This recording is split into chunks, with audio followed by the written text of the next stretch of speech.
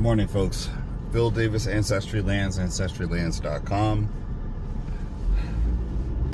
Humid day. And it's going to be still more humidity, man. This is one of those summers that are just, whew, boy.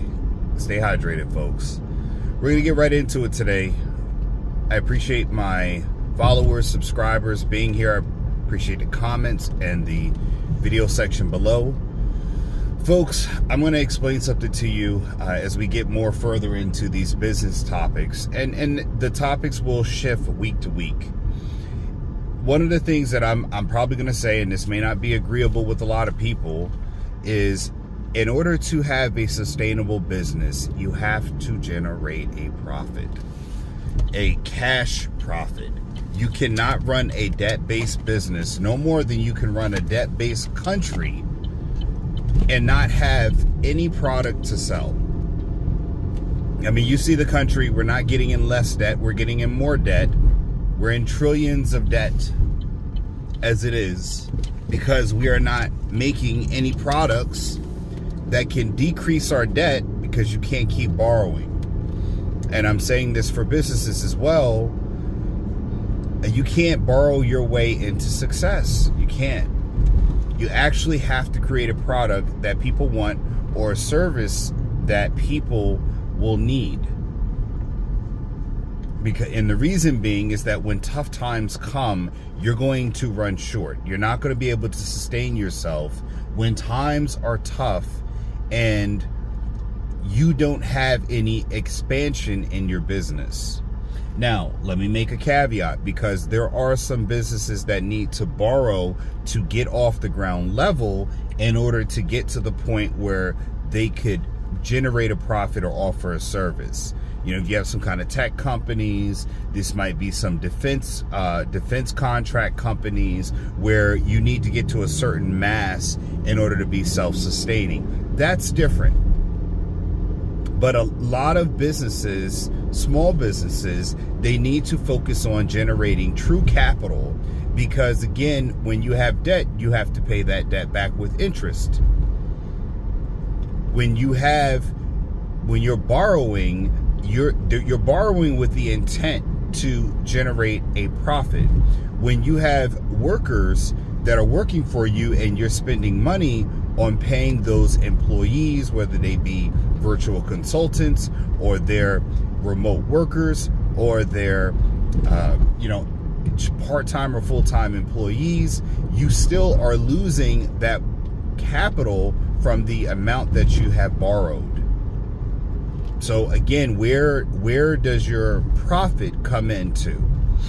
A lot of people in businesses get very hung up on their accessibility to credit.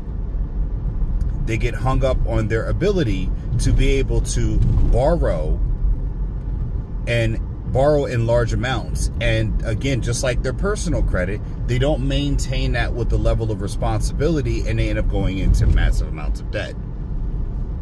And what do you see when that happens? You see the businesses not being able to sustain themselves,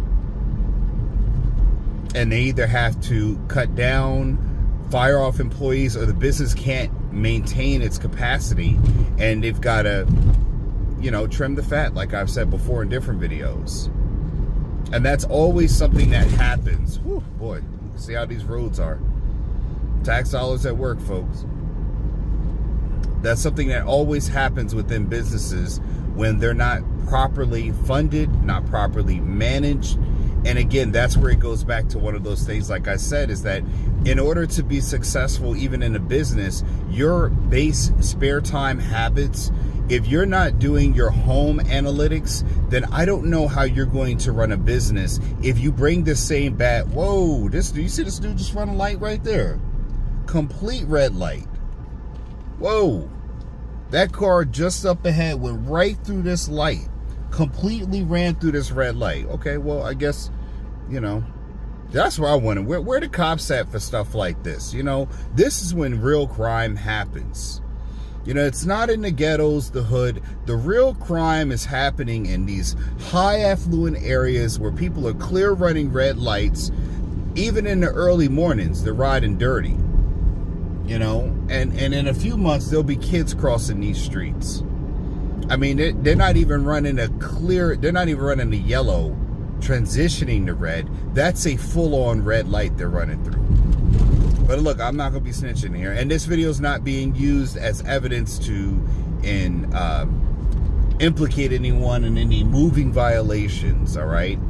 This is my own video footage, and I'm not using it to incriminate any of the people who may or may not be.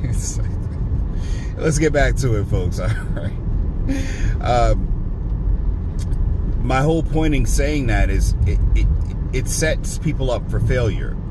And one of the things about having a business that you have an LLC, if you go back to the video where I told you how to start an LLC, the benefits of owning an LLC, the one thing you have to be wary of is your capacity to go into debt. And like I said, I'm gonna circle back to my original point. Dang, this John, ooh, he dead. Woo! It's a raccoon or a cat. Dang, he ran right over him. So I ain't even gonna try to go around. Either that thing's been dead or they just killed it. Woo, boy. Murder, she wrote. There's about to be an accident right there. Murder, she wrote. Murder, she wrote. Na, na, na. Oh, man. The day cars came onto the planet and animals crossing the street, man, that's got to be imagine. I always tell people this. I'm going to sidetrack over here real quick. Could you imagine the first person experiencing a cannonball coming right at them? Just think about throughout time, right? We once fought wars with clubs, sticks, stones, and rocks. And then wars became, arrows and rocks you could hurl from far distances. And then imagine when the game done changed up to, using fire arrows. And then you had cannonballs. I'm talking about the big old ones, like Napoleon used to fire off they would just fire them off into the crowd, or trebuchets. Anybody know what trebuchets are? Trebuchets, Trebutech, I believe. It's a French spelling. And it's one of those ones that it swings the rocks forward, has almost like a little windmill, and it hurls it forward, but you could just have these massive boulders being flung across large distances, like coming through the crowd. Could you just imagine the terror of the person that was ultimately smashed up by that, by a cannonball, or the stone from a large stone from a trebuchet?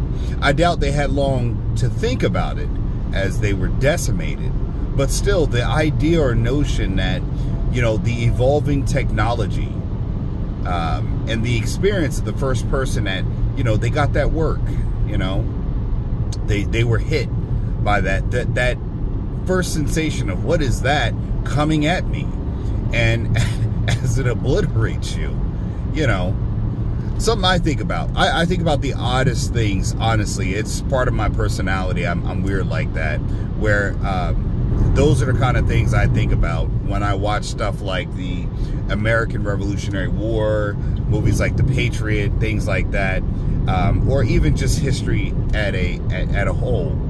I've always, that's where my mind would veer to, is questions like that. And anyone who does know me long enough would know, they say, yep, that's right in line with Phil. That's what he's going to think about. And that's just me. But back to business. So one of the things that, like I said, is that your personal habits, which is why this channel exists.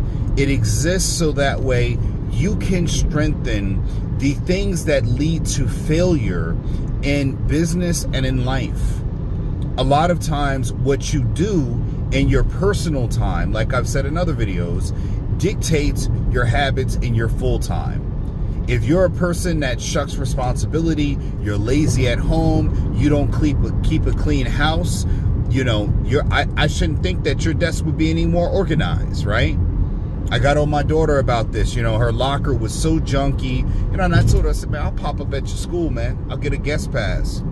Because her room is not like that. So her locker should not be like that. And the reason being is that my daughter made honor roll all 4 marking periods, semesters, whatever you want to call it, in the school year.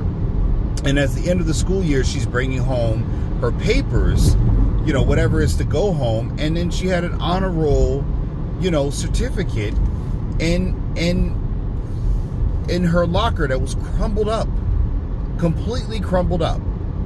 And I'm like, what the hell is going on here? And I'm furious because, again, in my household, I mean, I say my family, in my household, we celebrate your achievements. Everyone. If my daughter won $5, if my son has a frown on his face, he's going to get that work from me. He's going to get an ire from me. My daughter the same way. I have taught my children to be happy for your family members or the person next to you whom you say you love that is succeeding. If they are having a moment of success, we're going to celebrate them. Because that whatever they had to go through to achieve this, that's the struggle we're celebrating. We're not celebrating the outcome. We're struggling the journey it took them to get to that point to be successful. And to me, that matters more than someone just saying, I'm proud of you because you did this. I'm proud of her, even if she didn't, because she worked hard. So, and her locker was completely jumping, and this thing was just ripped up. It's like one of those papers that has to follow you throughout a whole school year, and it's just practically disintegrated by the time you get. That's exactly what it looked like, and it came from her third marking period. And she's like an A-, A+ student, and I'm like, why would you? So I'm furious. You would have thought she got an F on the test the way I was responding. Or she failed the school year. That's the level of ire I had with her. But again, it was about her uncleanliness and lack of organization, and her locker looked like that, causing something that you would think is a good thing to bring home. She couldn't find it and locate it because her locker was so junky. She didn't take any time out of her spare time to maintain, clean, or do anything to organize her locker. Now, if you take that into a business mindset later on, if it's allowed to perpetuate into her psyche, into her being, then she will operate in businesses where she's not organized, she can't find paperwork. Me as a nurse, being able to locate documents or know where things happen in a clinic or when I see patients, and being able to recall that data or not document it in a timely manner, or jot down notes, leave sticky notes, leave, work notes or phone notes, things like that. When I have to organize, phone notes for my life, not for work, but phone notes that, hey, you got to do this tomorrow. A lot of people would just, try to keep it all up top. But again, the organization is also knowing when you're going to forget things, even if you're a person who remembers things. Sometimes taking notes, making sticky notes, those things can keep you organized, because truly there's organizing of files, documentation, there's an organizing in the way you do things, in the way you approach things, and there's an organization is, can you get things done in a week and get them off the list of the to-do, or do they carry over? So when you translate this into a business now, it is now all of those things come to forefront. Because you got to keep business documentation, you got to keep your legals, you got to keep your accounting. All these things need to be accounted for in operating within your business, and it's essential to keep and have this documentation at all time. Even the way your business runs, in order for your business to expand, you need to be able to show that, hey, my business operates this way because, again, I want funding. I want large level of funding. And this is when you're getting down into the millions of dollars. You're getting into the high level one. But again, how can you get that far if you're not organized? How can you get that far if you're not able to produce capital, real capital? You're going to borrow on debt. But again, eventually the debt's going to run out. Eventually the banks are going to tighten their standards. Eventually the banks are going to, like we see now, they're going to tighten what they provide for you, in the sense of their lending. The loose lending or the tight lending are always going to affect your ability to grow when the time comes. It's going to hit your business. And again, if you do not have true capital to sustain you, or even to show it, then you're at the mercy of the banks. And when the banks decide, hey, you're not qualified anymore, or the interest rates are going to be higher, you're going to be running yourself into what we see at the larger economy, the macro economy, where you're running debt. And again, that does show somewhat of how ineffective your leadership is, because again, owning a business is about really business leadership. It's still about leadership, your ability to grow and, you know, kind of contribute to the greater economy and to your community at small or large. And that's something people are not thinking about, which is why we talk about getting organized at the home level, because that translates out into who you are as an actual person, whether you're at work, you're doing a 9-to-5, or you're running a business. So try to take inventory within your organization and life and make sure that you run a business off capital, not debt. And if you are leveraging debt to get yourself to a place, make sure that you achieve the goal of being able to have your base capital. Because again, when the borrowing machine money runs dry and you can't borrow another dollar, where do you go for your business productivity now? Where does your profit come from? You will have a lifestyle, forget a lifestyle creep, you have a lifestyle halt on your ability now to provide luxuries now tasted that have become necessities. And that's all I have for right now, folks. Thank you for watching. I am your host, Phillip Davis. Don't forget, support me. Get my book, Getting Dollars from Dirt, A Beginner's Guide to Vacant Land Investing, in the description section below. Take some time to get organized, to learn about land investing and understanding what real estate at the base land level is all about.